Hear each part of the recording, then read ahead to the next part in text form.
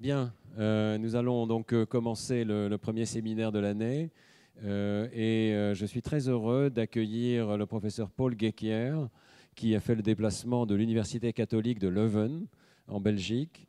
Paul Ghesquière est un spécialiste de la dyslexie qu'il étudie depuis de nombreuses années, mais il étudie aussi d'autres difficultés du développement et notamment la dyscalculie. Il a réalisé de nombreux travaux. Il est notamment l'auteur d'un article important dans Science, je crois qu'on en entendra parler un tout petit peu, en IRM, où il a pu montrer que les enfants dyslexiques souffraient peut-être d'un syndrome de disconnexion. Je ne vous en dis pas plus, mais si vous travaillez sur ce sujet, cet article de Science est extrêmement intéressant. Je voudrais souligner aussi que je suis très heureux d'accueillir un collègue de Belgique pour être le premier à nous parler cette année des troubles 10. Je pense que notre pays a beaucoup à apprendre de ce qui se passe dans les autres pays en matière de prise en charge des enfants avec des difficultés. Et dans le cas de la Belgique, maybe I should switch to English, but I want to say clearly that Belgium is in many respects a model for how children with difficulties are identified, are diagnosed precociously, and in many cases are able to be helped by the school system and by the orthophony system. So thank you very much for accepting to come here and tell us about your latest research. The title of the lecture, Auditory Temporal Processing Theory about Dyslexia. Okay, thank you very much. I want to start with thanking my colleague for inviting me. It's really an honor to be here in Paris in this prestigious Collège de France to talk about our research. And I want to excuse me, although I'm a Belgian, I'm coming from the Dutch-speaking part of Belgium, and my French is not at the level, proficiency level to give a lecture in French. Je m'excuse, but the lecture will be in English. And one of the reasons is also I do not know most of the, you may say, technical terms of our field in French. We are always also at our lab, since we have an international research group. We are talking more or less daily in English about our research. So today I hope I will give you an idea about one of the actual theories concerning dyslexia. Dyslexia, you may say, the specific learning disorder in the development of reading and or spelling. And more, it's a theory we are involved now for more than 10 years, the Auditory Temporal Processing Theory about dyslexia, and I want to present to you some of our research findings at the behavioral as well as at the neural level. Okay, I'm not sure how your prior knowledge is about dyslexia, but I want to give some, at least, introduction on the central theory that is trying on a cognitive level to say what is the cause or what can be the cognitive deficit underlying dyslexia. And you may say one of the mainstream theories in concerning dyslexia is the phonological deficit theory. And I go very briefly over it. One of the things that there is a lot of consensus about in the dyslexia research field is that dyslexia has something to do with phonological awareness. And phonological awareness is the ability we have to play with the sound structure of our language. So being aware of rhymes, for instance, is one of the first, you may say, things we are able in being playing with the sounds independently of semantics of what the words are meaning. So rhyme awareness is one of these first skills we have. It goes to syllable awareness, being able to, you may say, split up words into syllables and know that words consist of several parts.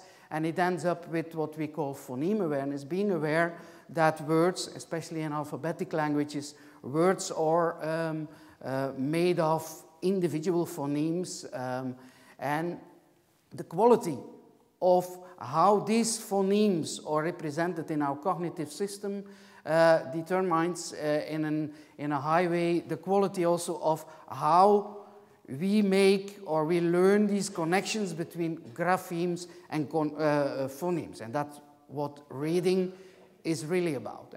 What is happening in reading is connecting the sounds, the phonemes, to the graphemes, the written forms of words. And especially in the first phase of learning to read, reading via decoding,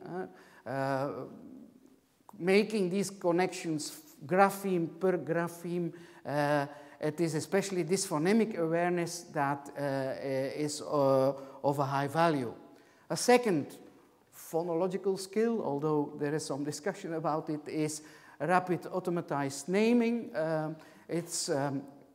We are testing it with this kind of tests, so naming in a serial way, as fast as possible, a bunch of objects or colors or numbers or letters.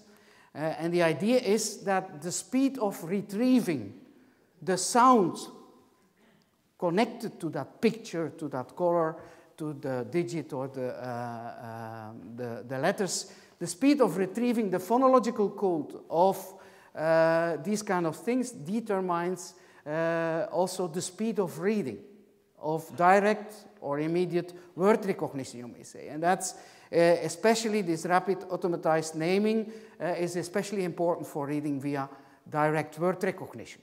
And that's when we take into consideration these both sub-skills, you may say, of phonological skills, we come to what is called the double deficit theory about dyslexia, where some kids have serious reading problems, resistive reading problems because of serious problems in the phoneme awareness, while others have serious reading problems based on problems in serial rapid naming, you may say, in retrieving in a fast way phonological codes. And some kids, and it seems to be the most worse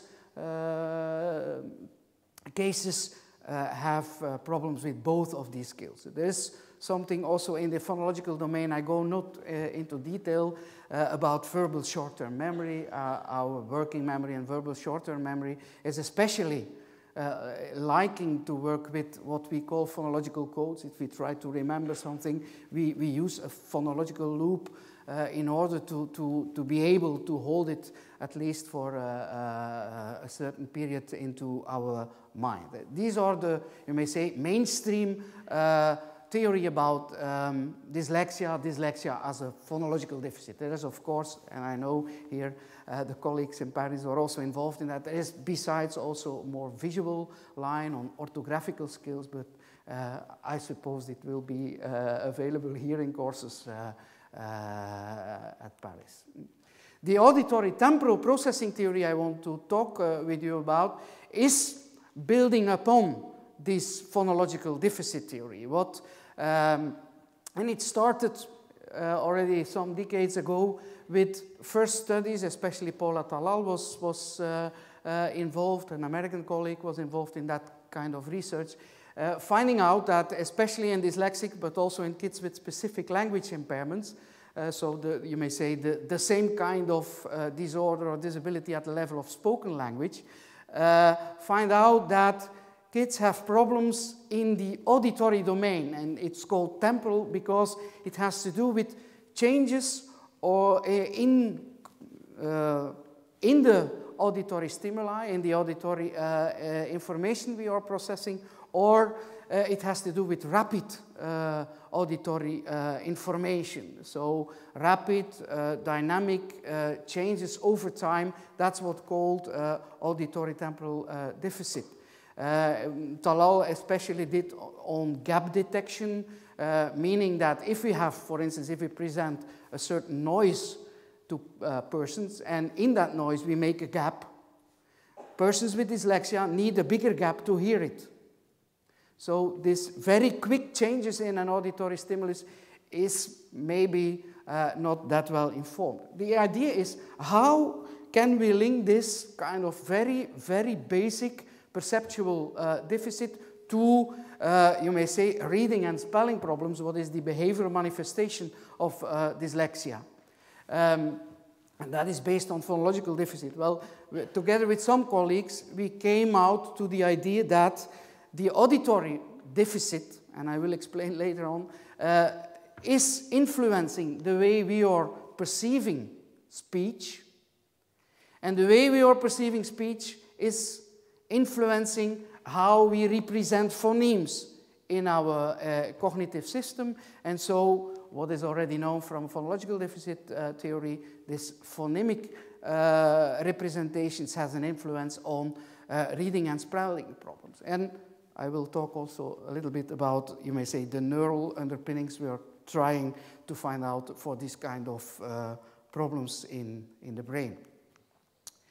The underlying rationale is sound. What is sound? It's what I'm doing to you now is I try to vibrate the air around you, and sound is vibrations with a specific frequency and amplitude. And especially in speech, if we want to, what you are trying to do now, to perceive speech, it requires you to track in a very accurate way very rapid transitions in frequency and amplitude. That is what we call auditory temporal processing. As you see here, a sentence like, where were you last year? There are all kinds of transitions. In the fine structure, you see very, very, very quick. In the more envelope around, there are all kinds of transitions in frequency and amplitude we have to track in order to be able to perceive what is said in an accurate way. And so on, the next step, speech perception, may be the basis of good phonological representations. If we are very well able in perceiving differences between phonemes, and I will give examples later on, if we are able to perceive differences and have a clear distinction between, for instance, certain phonemes, we will build up better phonological representations that will help us in making these kind of connections between graphemes and phonemes, and help us in being able to read in an accurate way. One of the studies I want to present is Bart. Bart was the main author of the science paper, but I will not talk about this here at the moment. One of the studies we did in that domain is what you may call a prospective longitudinal study with kids at family risk, where we measured all these kind of phonological deficits, speech perception deficits, and auditory temporal processing deficits already before the age of learning to read and write in Flanders. So we did measurements already at 5, 6 years old in kindergarten in Flanders. Formal instruction starts at 6, 7 in Flanders in grade 1. So measuring auditory temporal processing, speech perception, and phonological deficit was done in 3rd kindergarten and in grade 1. And we linked it later on in grade 1 and grade 3 to their reading and spelling skills. What is specific for this kind of studies? One of the things is, I don't know whether you are used to it, but dyslexia has a prevalence of about 5%. If I go roughly. If you want a serious group to do statistical analysis on it, and you start before learning to read, you need at least a very, very big group in order to get 20, 25 dyslexic kids at the end. That's one of the problems. We make use of the knowledge that dyslexia is a very genetic thing. So if in a male line it goes up to more or less 40 to 50% of sons of a father with dyslexia will get dyslexic later on. So what we are doing is we take kids from families where one of the parents has been diagnosed as dyslexic.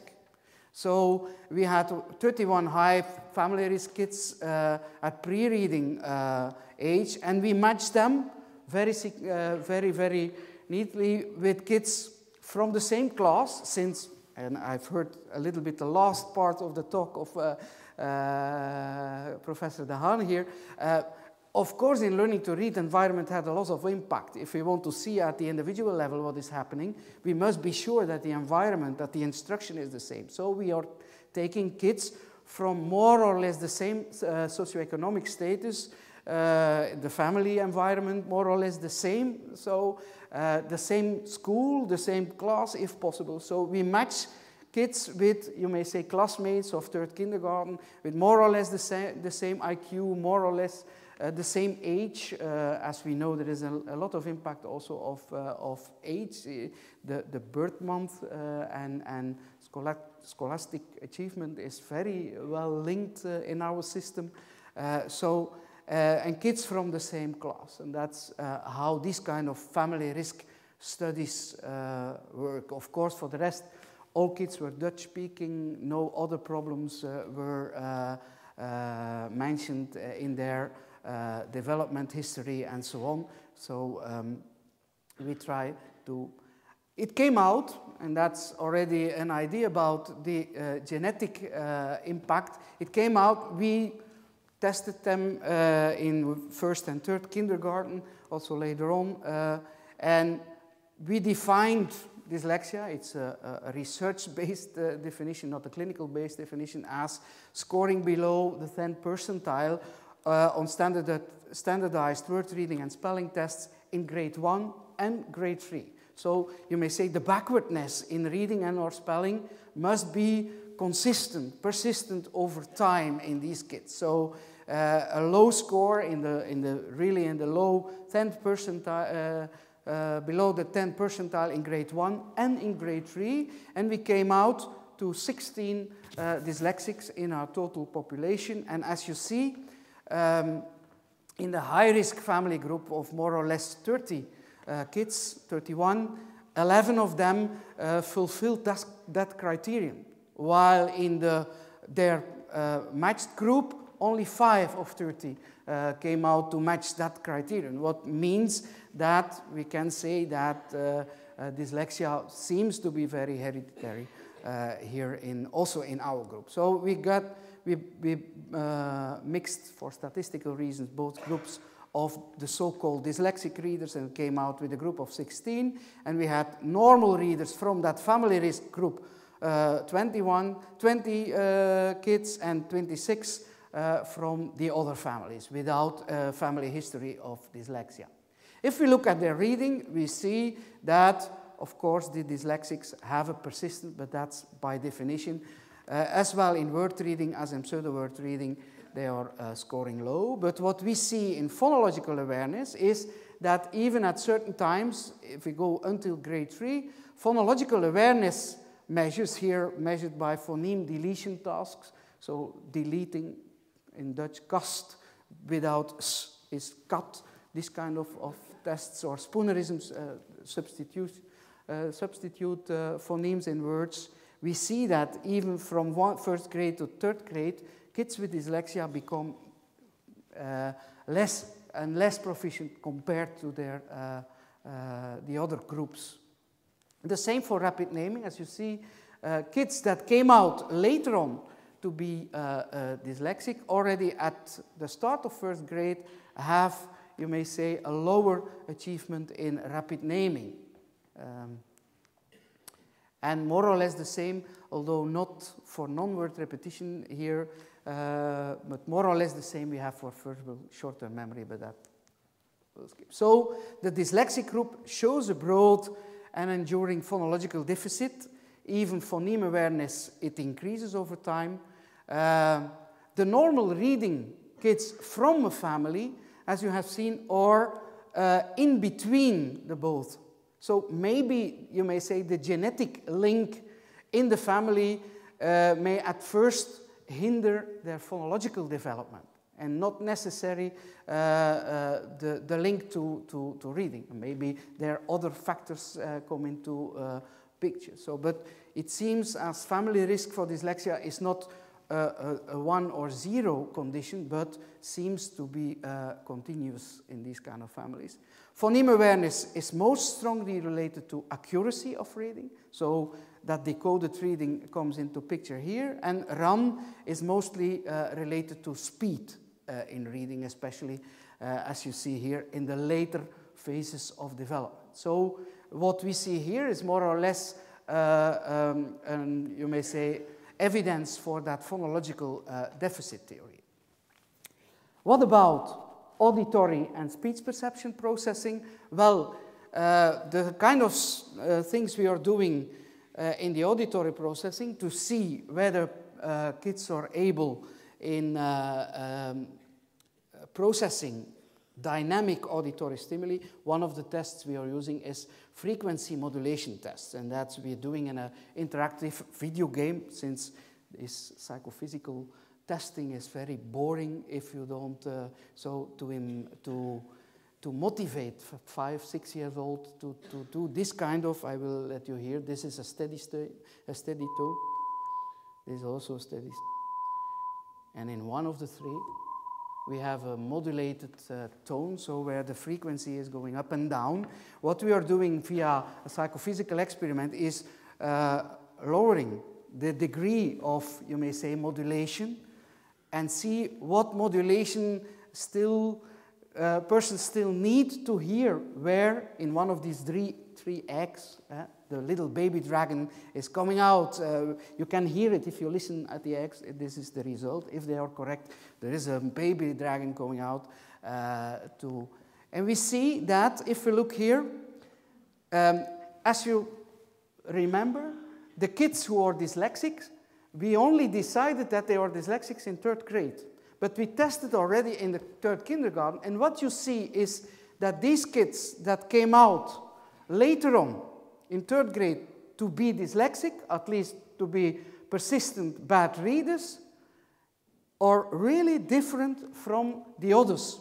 Also from high-risk families or low-risk families without reading problems. So you see that at kindergarten level, the frequency modulation they need is 10 hertz versus, you may say, more or less 7 hertz. It means they need more of depth of modulation to hear the difference. So there is a group effect. The dyslexics are really more bad already in kindergarten, before learning to read. So these kind of things cannot be a consequence of reading or learning to read. It is already there before. What do we, in the field of speech, we are using several tests. Two I want to present is speech in noise perception. What we are doing there is we are presenting kids with speech-weighted noise. So through the headphones they get noise, and in that noise we are presenting monosyllable words at a certain signal-to-noise ratio level. So -1 dB, -4 dB, or -7 dB. And we try, the kids have to say what they hear. So do they perceive words within a noisy environment? It's one of the speech perception tests that's normally also used for especially kids using hearing aids or cochlear implants. It's very used in these fields. And a second I will talk about later on is categorical perception. So, but when we look at speech and noise perception, we see again the same picture. Kids who seem to be dyslexic later on in their development, already in kindergarten, at the several signal-to-noise ratios, -1, -4, -7 dB, compared to the noise we are giving at 70 dB hearing level, we see that they understand 10% less words in this noisy environment. What is very impressive. We don't see it anymore. We don't see differences once they are in grade 1. So there is a speech and noise problem at the kindergarten level, but not anymore at the 1st grade level. A second kind of speech perception task we are using is categorical perception. Categorical perception is a way to see how well phonemes are built up, represented in our system. And what you see here is more or less in an elementary form the audiogram of two words, two Dutch words, bak and dak.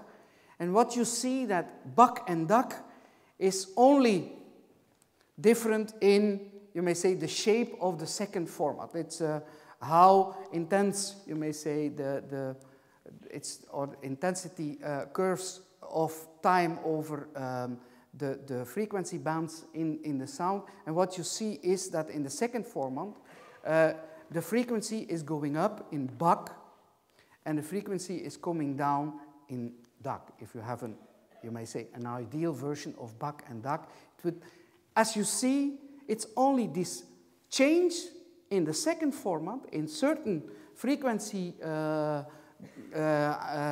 levels within speech that there is a difference between bak and dak. So you have to be very accurate in detecting these quick changes in order to be able to see the difference between bak and dak. What we have done in our experiment, and that's a classical one in the perception domain, is as we have here a regular bak and here an ideal version of dak, via synthesize, via the computer, we are in 10 steps, physically equal steps, we are changing here the second format. All the rest stays the same, but only in that frequency domain we are bringing up this second format from going up to coming down.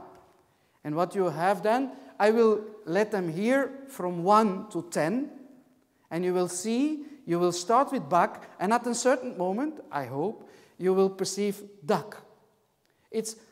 You should keep in mind, I will let you hear from a physical point of view, 10 different stimuli. And you will hear only 2 words, I think, I hope. Bak, bak, bak, bak, bak, bak, bak, bak, bak, bak. So, as you've heard, we are changing in a continuous way, you may say, in a very stepwise way, from bak to dak. And now we are presenting kids with, and adults also, with these 10 stimuli, of course in a random order. And what you expect, that is that for the first stimuli, more or less nobody will say it is dak. And for the last ones, everybody will say it's dak. And in between, there will be some hesitations, 80% dak. People will... what we see, what we expect in normal readers, people who have a good categorical perception, that is that there is a sudden transition. You hear bak until, for instance, 4, and from 5 on, systematically, you hear dak. There is a sudden transition with a sharp, it means that you have a sharp boundary made. That's also what we use, we'll talk about second language learning, when we are born, we are able to detect all these kind of differences. And we lose the ability to hear the difference between these 10 steps because we don't need it. And it's better, since if the sir here on the first line would say bak and someone else would say bak and we would analyze it, it would be different. But we need to hear the same, so we learn by our development to lose these differences so that we have stable view about what a b and a d is in our language, since there is a... And depending on your language, on your native, on your mother tongue, you lose some things that in another language would be useful. The most famous known difference between a r and an l, that is not significant in, for instance, Chinese or Japanese languages. And that's the reason why people within a mother tongue of Chinese have so difficult with our language in making a difference between a r and a l in their language. So they have this kind of... That's what we try to test here. The idea is that for persons with dyslexia, this transition will be less steep and will be less categorical. There will be more hesitations, more uncertainty about what is happening here. And that continuum, since there is a dynamic change in the second format in a certain aspect of that auditory material, information, BADA is a very good speech continuum, really tapping into that temporal aspect, dynamic changes, and not steady state changes. We used it, of course, again, if you do these kind of things with young kids, we build it in a video game, so they hear the word and the kid has to say, oh, is the cat sitting in her bug, or is she sitting on the roof? The duck is the meaning of the word roof, so integrated in a video game. And what we see is that at kindergarten, there is a difference, significant difference in this slope. As you see, the blue line here is the line of the dyslexics, and it's less steep than the two other groups. So, well, especially significant here with the red one, the normal readers from the low-risk families.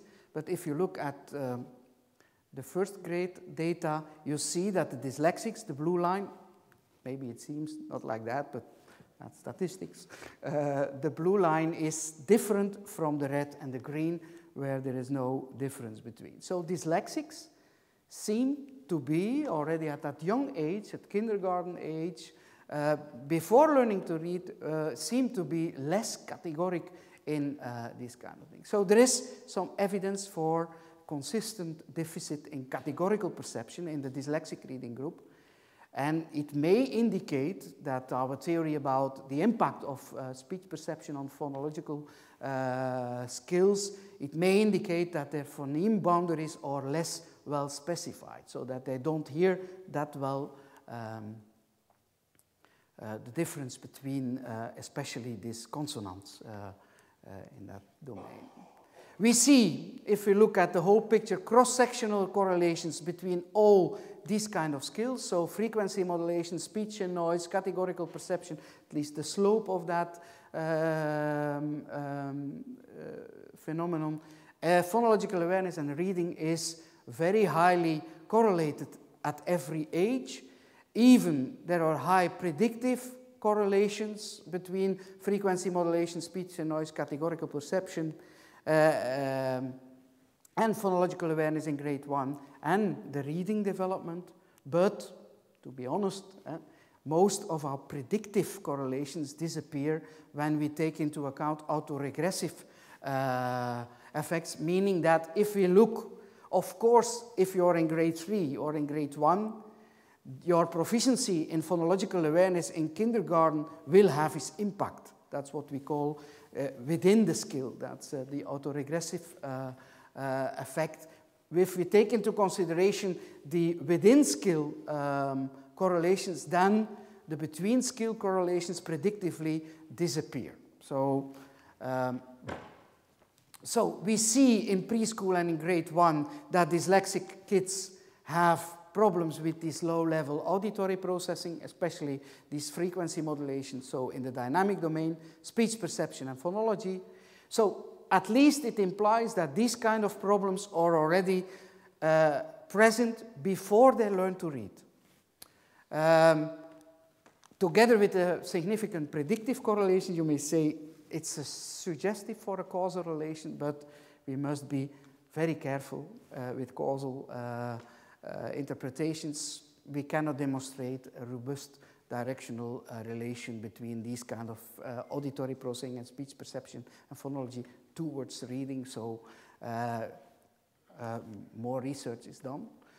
Something about maybe practical implications. Of course, if these kind of things are already available before learning to read, possibly these kind of skills can help us in early detection of dyslexia. As we all know, of course, dyslexia can only be with a high accuracy be detected after some period of learning to read after a period of reading instruction. But at the same time, we know that the earlier we can start with treatment, and maybe already before, there are some preventive treatment programs that are very effective. Before, if we could do kind of preventive actions already in kindergarten, could help. So early detection of at risk is a very important thing, and maybe this kind of skills can help us. A second thing, especially what I'm always talking about to our teachers in kindergarten, is you should keep in mind the speech and noise perception problems of dyslexics. Suppose that when listening to my talk here, 10% of the words disappear. You didn't perceive them well. Instruction will not come in the same way as with your colleagues. And I don't know how it's in France, but if I'm going to a kindergarten class, and there is all kind of phonological training, letter knowledge training already in kindergarten classes but if I go to a kindergarten class in Flanders, that's a noisy environment. I was always happy when I brought my kids there that I didn't need to stay there.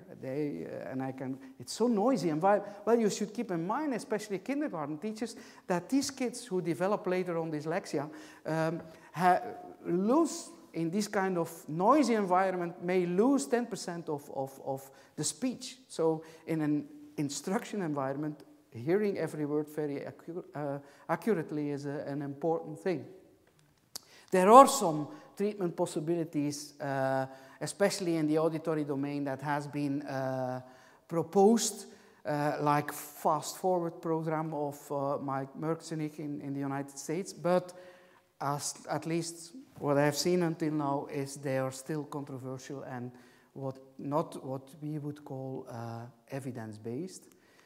At least we in Leuven, we are now working in collaboration with the engineering faculty at a game on a tablet where we build in letter knowledge, phoneme awareness tasks, but also frequency modulation, detection, these kind of things. We hope to bring in also speech and noise perception in order a kind of an intelligent game to do this kind of psychophysics already in kindergarten, and with the school psychology services in Flanders at the PMS center of earlier time. So we try to kind of implement this kind of game in third kindergarten, at least for those kids.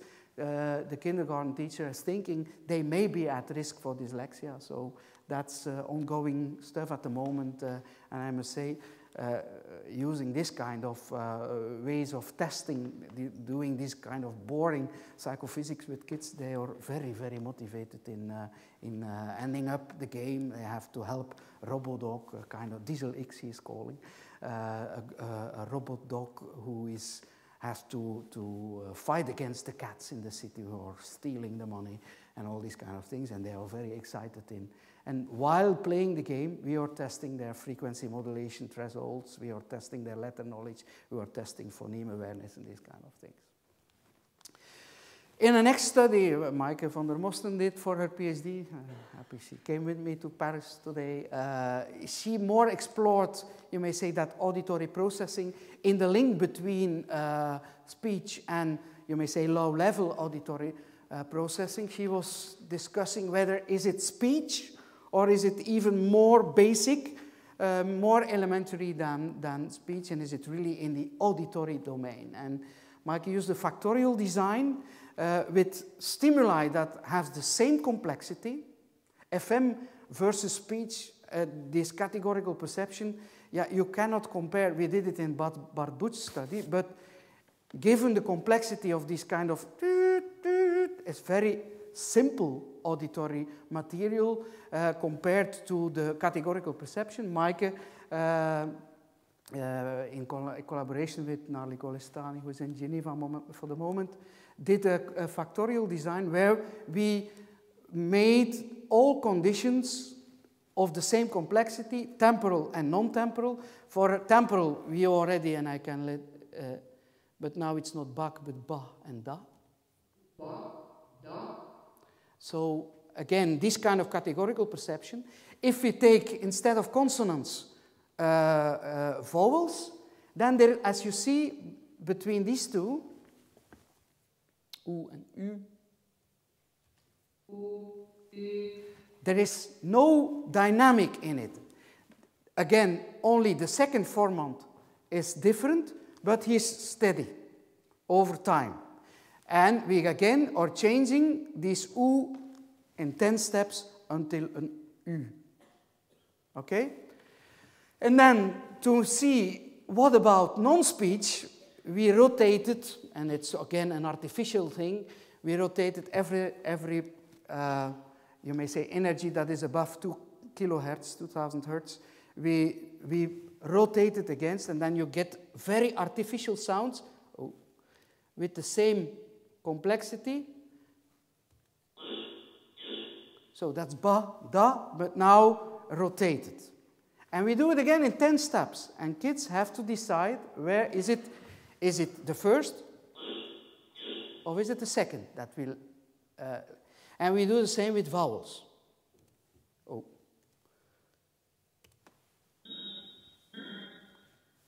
Okay, rotated speech. So this is non-speech, rotated speech, you may say, but non-speech, I don't think you hear speech in these kind of things, and speech, temporal, non-temporal, and we have 4 conditions.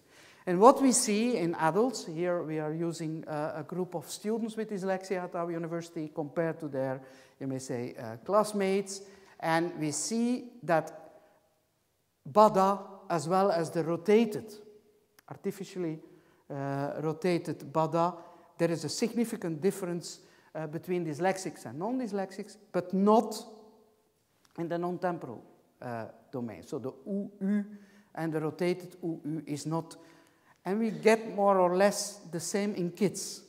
Again, BADA, as you see, with kids it's more difficult, especially in the rotated here, BADA, but there is a difference between the children who are dyslexics, and that were the children of Barbuch's study, but not in the non-temporal domain.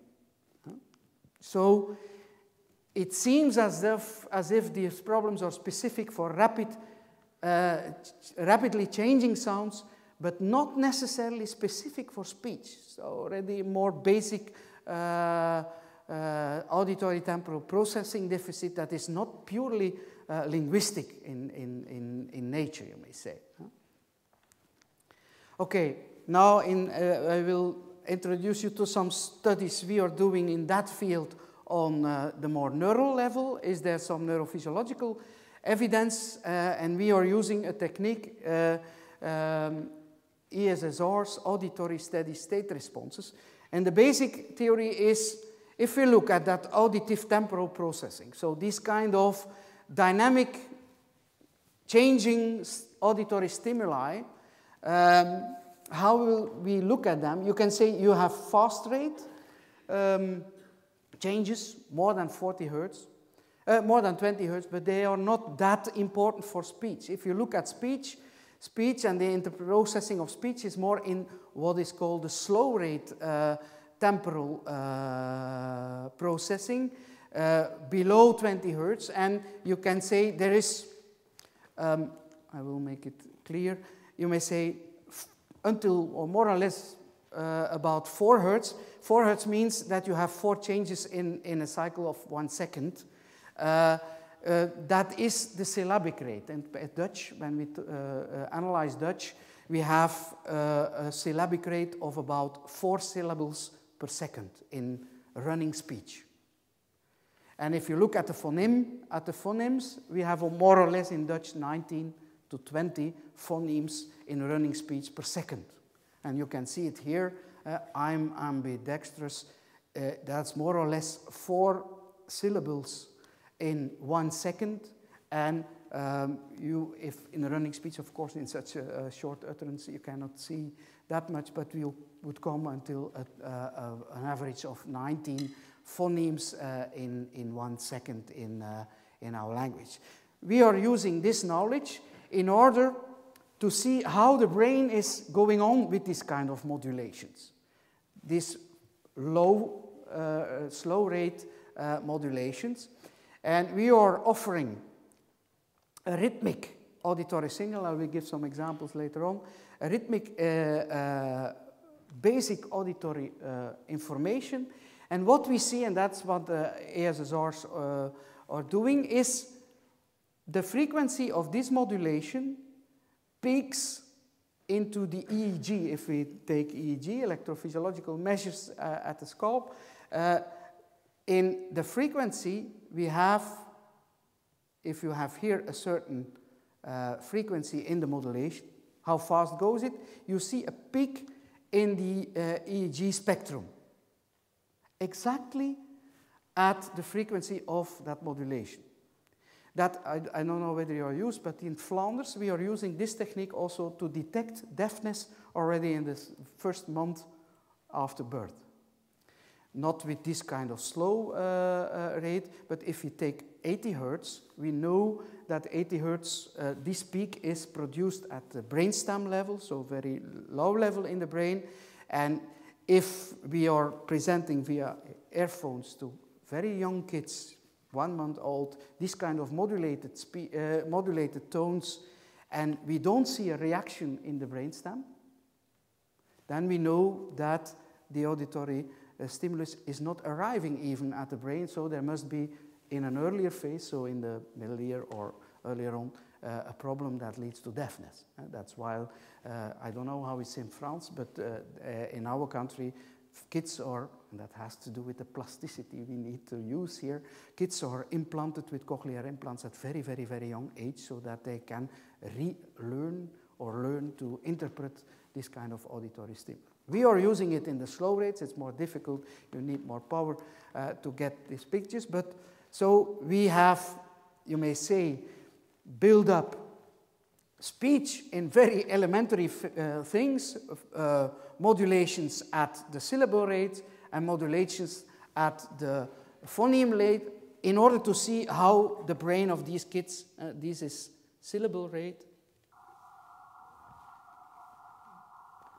So you must imagine that the kid is laying down in a cabin, a Faraday cabin, with earphones, looking at a film, of course, without noise, so without sound, and is for 10, 15 minutes hearing this kind of stimuli. And then at the same time, we are measuring their, via the electrodes put on the cap, on their head, we are measuring the signals. That's syllable rate, and you have, that's the speed of phonemes in spoken language. You may say, okay, it's very basically dumb, you don't hear speech anymore, but that's what we are trying to do. How is brain going on with this kind of modulations that are available in speech? First, the PhD of Hanne Poelmans.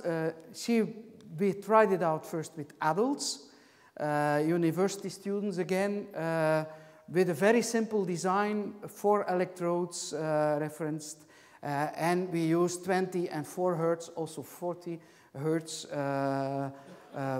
for 100% amplitude modulated, only to the right ear. And we use 2 kind of measures. Here you see what is happening if you are offering this kind of this modulation at 20 Hertz.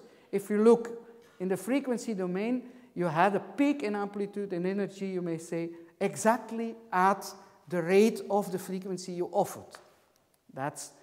And the quality of the brain processing is that signal to noise. How elaborated is this peak compared to, you may say, the frequencies who are just neighboring. The better this peak is coming out, the better this kind of modulation is processed at the brain level. And we are trying also to look at phase coherence. Is, you may say, is this kind of signal at a certain point in brain comes at the same time as another within intrahemispheric or between interhemispheric. And what we see in adults with dyslexia is that, again, in the left hemisphere, you should keep in mind that we are presenting monaural the right side, but that in the left hemisphere, in the 20 Hertz condition, so the phonemic rate, there is less signal to noise ratio in dyslexics than in non-dyslexic adults, while we don't see differences in the right hemisphere for 20 Hz, and we don't see any difference in the syllable rate modulation. And if we look at intrahemispheric coherence, so the mastoid to the parietal electrodes, again, left and right, we see a difference, significant difference for the 20 Hz, but exactly the same for the 4 Hz. And again, intrahemispheric, if we see the coherence, the phase coherence between left and right hemisphere, again, differences in the 20 Hz. So it seems that normal syllabic rate, but deviant phonemic rate processing is going on in the adult brain of people with dyslexia. We see it in the left hemisphere signal-to-noise ratio, and in the coherence within the hemispheres and between the hemispheres. At this moment, but I cannot present yet some results, we are doing the same with kids. We have done it already in kindergarten, and now they are in 3rd grade, I think. So we are testing them every 2 years. So we want to see how this kind of processing is developing through the process of learning to read and spell. So from before reading to after reading, what we already see is that in the high-risk kids in kindergarten, they look different from adults, typical reading adults. So possibly also in that processing there could be something happening, but Sophie van Voren is at this moment finishing analysis and writing up, and we hope that in 2015 she will be able to defend her PhD on that topic on the kindergarten and the evolution from kindergarten to 2nd grade in this kind of things. A last, and it's the second part of Mike's PhD, a last thing I want to, technique I want to show you from our lab is neurophysiological evidence via an MRI technique, and that's a structural technique, DTI, diffusion tensor imaging. So it's an MRI technique that gives an indication of, you may say, the integrity, directions, these kind of things of white matter in the brain. So you may say the brain material that is especially linked to transporting and connecting information. The idea is that we look with this technique how water molecules are diffused in the brain, and you can compare it if you have a big cup of coffee and you put in a little milk, then there is starting up a diffusion process, you may say. And if there is no borders, if you have a very big reservoir and you put in, then you see that the diffusion goes into all directions, three-dimensional, and is more or less forming, if you see the picture of the diffusion, a ball. If you put these kind of things in small tubes, what normally is in the case in white matter, who has long structures, then you get some directionality. And what we are doing with this technique is trying to, for every voxel, and I think if I'm right, Mike, our voxels are more or less 2 to 2.5 millimeter sized. For every voxel in the brain, we are measuring this kind of tensor to see how the water is diffusing into that, in that region. And the more directionality, the more chance that we are in white matter, while in gray matter we expect more both things. Why can DTI be important? Well, if you are talking about temporal, very fast and dynamic changes that has to be detected, then connectivity and myelination so the white matter material will be involved. And the second thing is we are interested in how, through learning to read, how a network is developing, since our brain is not made for reading. Professor Dehaene showed the primates, they couldn't read, so we use our brain to read, so there must build up a kind of a network that is used for reading throughout that reading instruction period, and that's why we think that this technique could help us. So we are using two measures.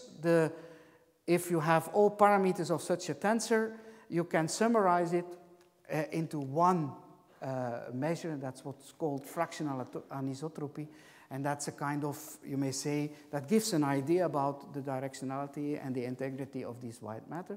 But we can use also this kind of information to see where the tracts in the brain are running.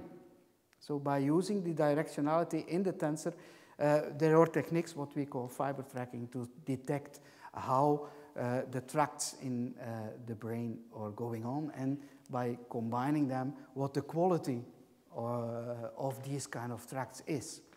Again, I will not go into detail about the subjects.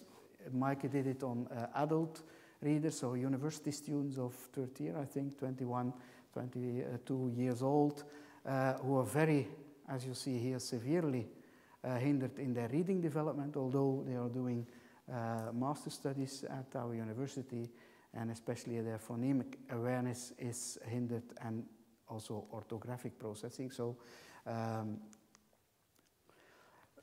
what have we done? Well, in what we didn't do, but there is a bunch of research on functional imaging in the brain, and what has been shown is that there are, you may say, more or less 3 important regions that are activated when we are confronted with words, and we have to read words, these 3 regions, and you may say 2 of them are more or less linked to what is called the phonological aspects of reading, the red ones here in the temporal parietal and inferior frontal region, and there are more, what we call the ventral stream, more involved in orthographic aspects, these blue ones. And what has been shown is that there seems to be neural anomalies in dyslexics, so some problems in dyslexics in these 2 parts of the brain. What we do with the DTI is we try to look at the tracts that are going through these kind of things, and I will show you how it works a little bit. With this technique, we can build up all these fibers. As you see, you can make a picture of all these fibers, and then we use, that's the arcuate fasciculus, that's a bundle that is linked to, that is linking, you may say, the red with the direct part here, the red and the orange posterior part, and we have the EFOF that is, you may say, more what the ventral stream, the linking, you may say, the blue spots that we found out by fMRI, that's the inferior frontal occipital fasciculus, the EFOF, as we say. And so we did the same. This is the left hemisphere, but we did the same with the right hemisphere.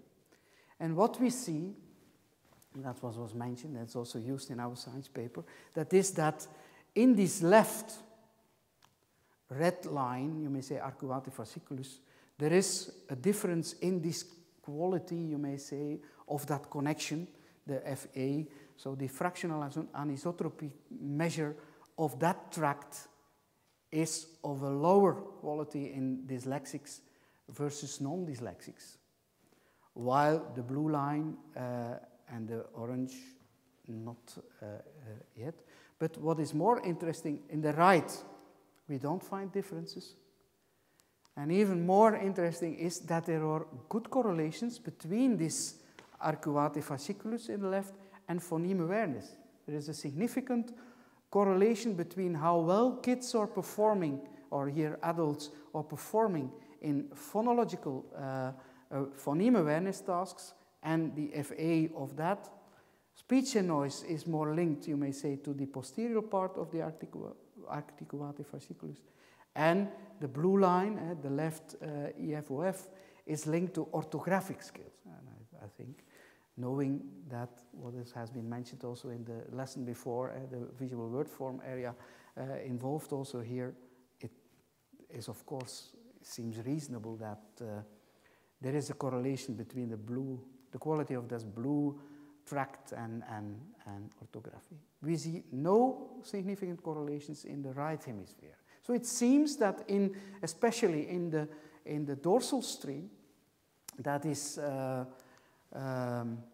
so in the left articulated fasciculus, there is a lower FA in dyslexic adults, no group differences in the blue, and that corresponds to, you may say, the phonological route of reading, while the orthographical route seems in our population we have tested, there seem no problems, no involvement of right hemispheric tracts. But, of course, one of the things is, if you find it in adult dyslexics, is that the cause or the consequence of a history of reading problems, and is it really a primary deficit of dyslexia? Is it already there when we look at kids before reading? Keeping in mind that especially white matter is very plastic, there must be all kind of changes throughout development. And you may say a standard hypothesis we have built up is that I could imagine that if we know in a transparent language as Dutch that we are starting with a phonological reading route, you may say in learning to read and later on use more orthographical of direct recognition route, there must be an evolution possibly in dyslexics where we start with a difficulty in that more dorsal route, and later on as a secondary deficit we will see problems, or that at least our hypothesis in the ventral regions. And that's what we try to do, and with the same design now, a bigger group, but kids again from families with dyslexia. We are trying to test them before learning to read, so at kindergarten age. We have built up a whole protocol. The big problem with this kind of techniques is if you want to make, you may say, a nice picture of the brain, people must lay down very, very, very still. And to ask kids this kind of processing procedure costs more or less, I think, 12 to 15 minutes. So our kids need to be lay still, absolutely still as long as possible, so for 12 minutes at least, and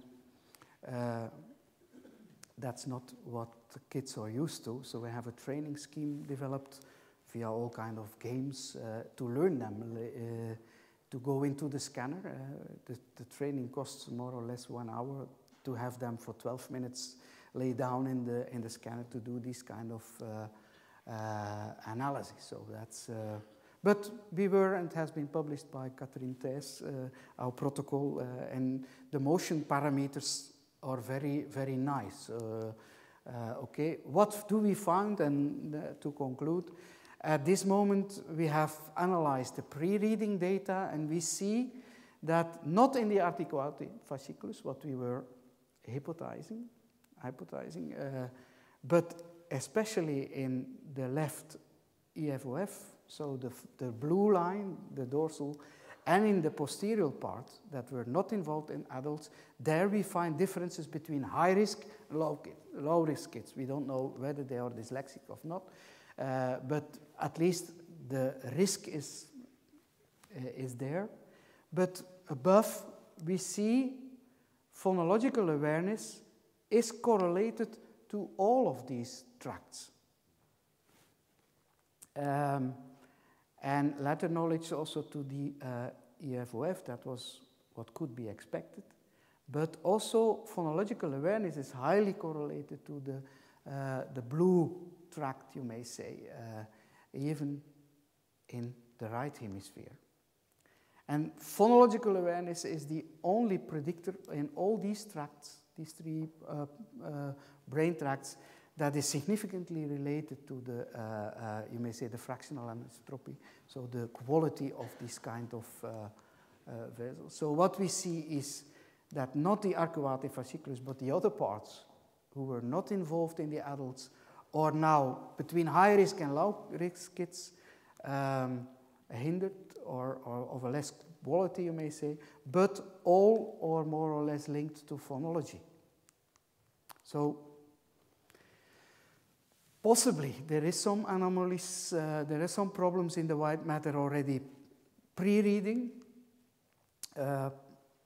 located in the ventral and the dorsal connections. That's opposed to the standard neuroanatomical model we were testing, but phonological awareness is sustained bilaterally and by both tracts, so we could imagine that lateralization of this kind of function still needs to be done in these kind of brains. So there is no specialization towards phonology versus orthographic processing, and of course follow-up needs to be done. Kids have now been tested after 2 years of reading, but the data are on the computer but not yet analyzed, so longitudinal follow-up is needed, and we are very eager to see what will come out throughout this development of reading from 5 years on until 10, 12 years old kids. So thank you for your attention, and I want to thank, of course, as you have already understood, this is not my work, that is the work of the whole team, and I want to mention both my group at the Parenting and Special Education Department of our university and the group of Jan Wouters. So these are the Department of Neuroscience, experimental otorhinolaryngology, as we call it, and of course the radiology department of Professor Sunaert in the medicine in the University Hospital. Thank you very much.